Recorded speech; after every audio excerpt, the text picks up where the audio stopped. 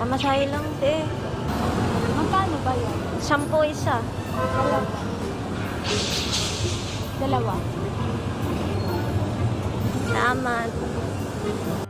At dahil nga mabait si Ate Micaela rito, ay bumili ng 2 sampagita kay Ivana Alawi. At ito, mga kaibig, ay binigyan siya ni Ivana Alawi ng 20,000 pesos. Binigay mo sa akin. 20,000 yun. Ano? Tago mo yan, ha?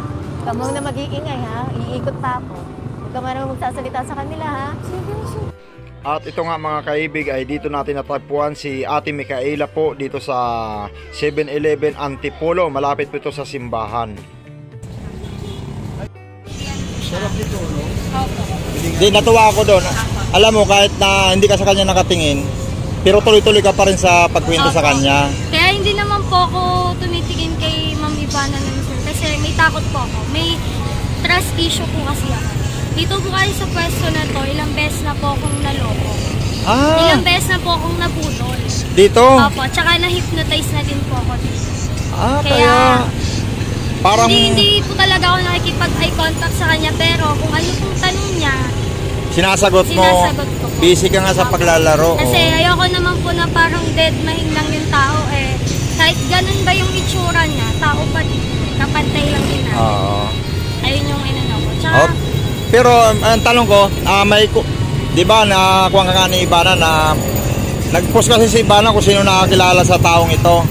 Ayun, bibigyan ka nga daw ng scholar. Nag-contact na kayo? May contact na kayo sa isa't isa? opo, nagkausap po kami. Kinuha po ni Ate Ivana yung number ko. Okay na yun? Po. Bali ngayon po kasi busy lang po siguro yun sa atin. Si Mayor po, binigyan ako ng scholarship. Binigyan ka na na. Opo, si Mayor Jun Inares po. Nung nalabas po yung video na yun, may mga nag-imbita po sa akin na taga-munisipyo, sila in-interview po nila ako. Binigyan din po ako ng tulong. Tapos, pinatawag po ako ni Mayor mismo sa office niya. Ayun. Kung ano po yung problema ko dun sa campus ko, inayos po ni Mayor. Pinayos niya. Okay na. Yung pag-aaral mo na makapagtapos ka ng criminology, okay na siya? Opo. Ano na po, secured naman ako. Talagang ayusin ko lang po. bliss talaga yung pagka... Opo. Unexpected po talaga kasi bago po kasi mangyari yun, ako sir, lumaki talaga akong matulungin sa kapwa. Ngayon. Ano po yung nakita niyo sa video, totoo po. Bali, bago po kasi mangyari yun, March 27 po nangyari yung vlog na Ivana. March 26, nung nangyari po yun, may tinulungan po talaga akong matanda dyan. Pinakain ko dyan. Kasi hinihingi niya sigarilyo sa akin. So, sabi ko po, sabi kasi ng tatay, baka pwede daw po siyang makainin ng sigarilyo. Sabi niya, pati na patawid gutom daw. Sabi ko tayo, hindi matatawid ng gutom yung bisyo. Kaya sabi sa kanya, gusto niyo ba ng pagkain? Kanin, tubig, ulam, pipili tayo.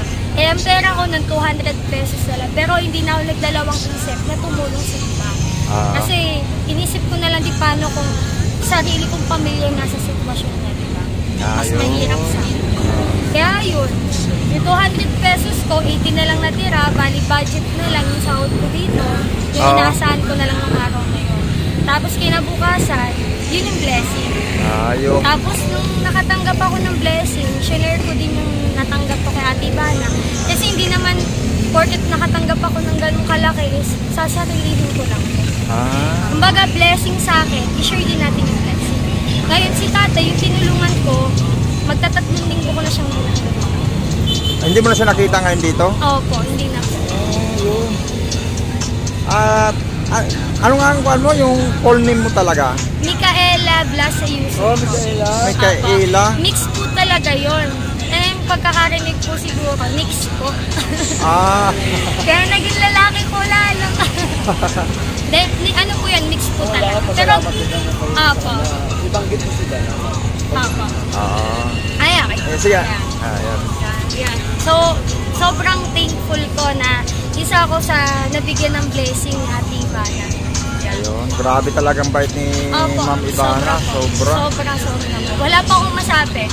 Nung nakilala ko nga po siya para way na lang ng pasasalamat ko kay Ate Ivana kasi hindi ko naman pwedeng magtagal kayong mag-usap gawa nga na makikilala, mahalata ka.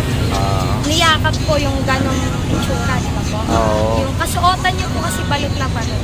Kaya na din balot. ako natakot. Pero hindi mo siya napansin na makinis yung kanyang paa, ganon. Napansin ko po, pero hindi na po ako nag-isip nung kung ano. Ah. Pero sabi ko po sa isip ko, okay naman si ate, ang puti ah. Sabi ko. Ah. May mga madudungis lang talaga sa paa niya.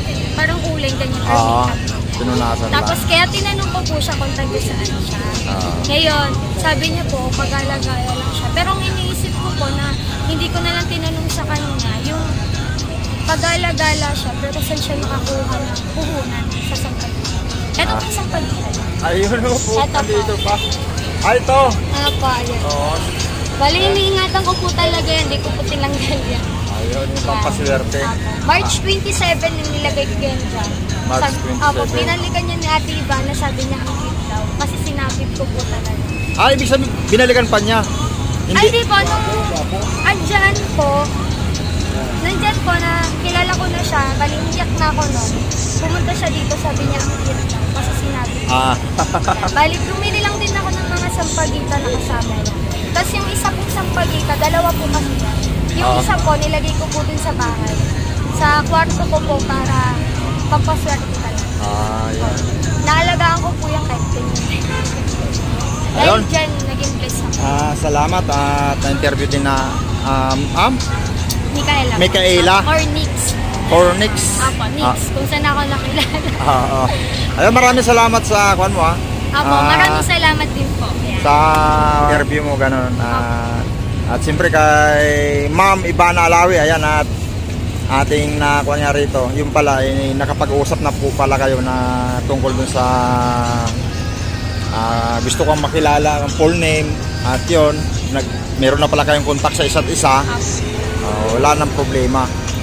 Pero ngayon, wala pa rin kayong ngayon communication sa ngayon dun about sa pagpapaaral. Natanong Kasi nabigyan ka na rin ng kwan, di ba? Sa, Opo, natanong naman po ako na Ate Ivana, kinuha niya po yung number. So, ayun po. Ay baka siguro mga allowance Busy na lang. din po kasi si Ate Ivana. Sobrang busy nun. Kumbaga, naiintindihan ko po talaga. Kasi iba din yung ano niya eh. Tsaka yun po, yung blessing na yun is, hindi ko din naman po inaasahan. Sobrang nagulat lang din po kaya naging emotional ako that time. Kasi yung pera na binigay ko kay Ate Ivana, Kala ko, last na po yun eh. akala ko talaga, lalaki ka, yung sa vlog ni, nagulat Hindi po. Mukha lang po. Ang dami pong nagsasabi, dami nga po nagsasabi na ang gwapo ko daw. Gwapo nga talaga. Pero nagulat ako, Micaela. Opo, pangalan ko po. Ayun. Sige, salamat po, salamat. Thank you po sir, ingat kayo sa Ayun.